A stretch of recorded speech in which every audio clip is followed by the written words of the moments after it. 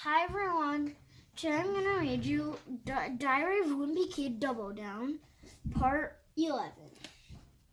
First of all, the only doctor I know is our pediatrician, Dr. Higgins, and I can't see myself spending the rest of my life suctioning mucks out of little kids' noses.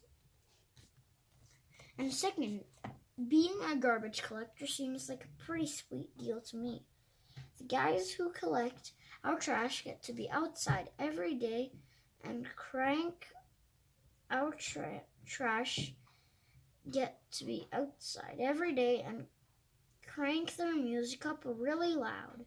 So if the video game testing thing doesn't work out for me, garbage collectors seems like a good flat fallback plan. Crunch, toss. When I was little, Mom always told me I could be anything I wanted when I grew up. I didn't find out until later on that she was just talking about jobs. I thought I could literally be anything. Mom's always saying we have a lot of brains in our family and that one of my great aunts helped invent a cure for a disease way back when. But trust me, we've got a lot of real dummies in our family, too. Just last week, my Uncle Gary cut down a big branch that was overhanging his driveway, and he ended up breaking his collarbone. With people like Uncle Gary in my gen pool, it's a miracle I can even tie my own shoes. But Mom's always saying I can do great things if I put my mind to it. Albert Sandy says human beings only use 90% of our brain. And if we can tap into the other 20%, we can do amazing things. If I'm the one who figures out how to tap into that extra 20%, thought I'm keeping that knowledge to myself, because if you have all these people going around using their brains to full capacity, it's going to be total bananas.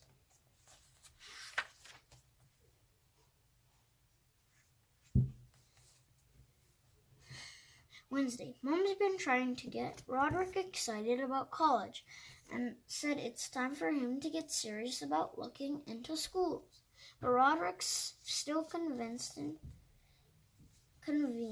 his band is gonna make it big and that college is just a waste of time for a guy like him.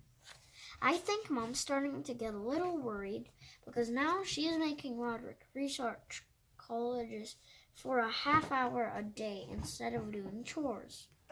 Roderick wrote to a handful of schools to ask for their brochures, and Mom got all excited when they came in the mail.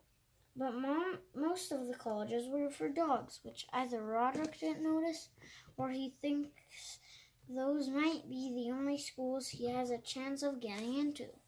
Woof Woof College, Fetch University, K9 Academy.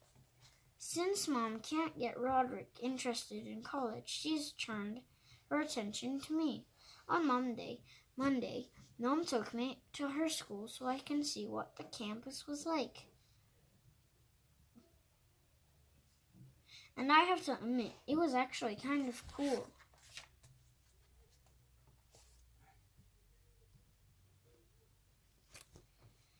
Mom said that in college you can study anything you want, and all you need to succeed is a curious mind.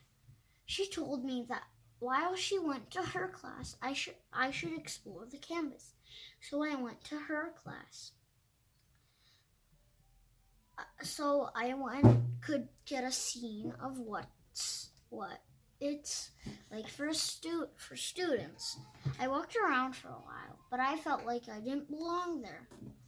Eventually, I went to the library and just waited for Mom to be finished with her class. I started doing my homework, but I could tell that all the college kids were wondering what some middle schooler was doing in their library. That's when I remembered hearing about a girl my age who's so smart she's already in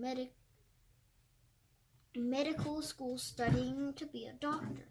I figured I made myself look really smart. I'd look like I belonged there. I figured if I made myself look really smart, I'd look like I belonged there.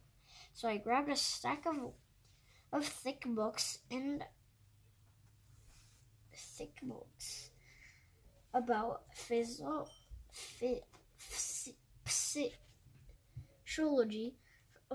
off the nearest shelf and pretended I was really into them. A few minutes later, a girl pulled up a chair and started talking to me. The girl said I looked smart, and she wanted to know if I'd be willing to tutor her for her psychology test she had later in the week. Now, I don't know the first thing about psychology, but I really realize an opportunity like this only comes up once in a lifetime. I told her I was kind of busy at the moment, but I'd be willing to tutor her the next day. When Mom came back from class, I used her library card to check out every book on psychology I could find, and that night I studied like I've never studied before. When the next day rolled around, I was ready. I asked Mom if she'd take me back to her college, and she seemed thrilled. I spent 2 hours helping that girl prepare for her test, and by the time we were done, I knew she'd get a good grade. But then this big guy came by who was apparently her boyfriend. And believe me, if I'd known there was a boyfriend involved, I wouldn't have killed myself learning a bunch of useless information. Flick. If this is the kind of thing I can accept in college, I'm going to have to pass. And by the way, I was right about what happens when you learn new stuff. I had a test on world capitals today, and I couldn't remember a single one.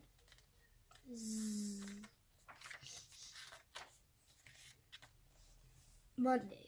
All anyone at school can talk about these days is Mariana Mendoza's Halloween party, which is coming this Friday. But it's all a little annoying for me because I won't be getting an invitation. Mariana's parties are kind of legendary because her parents don't care what goes on, as long as it stays in the basement. Last year's party got totally out of control. It started off in the basement, but so many people showed up that it spilled out into the yard, and the cops came to shut it down. And that's a pretty big deal for a middle school party. This year, Mariana's parents said she has to keep it small. So she's only inviting people who are in the school band with her. That's bad news for kids like me who were hoping to get invited this time around. Riley's gonna get invited, thought, because he's in the band. But believe me, if he goes to a party like that, he's gonna be in over his head. The end of part 11.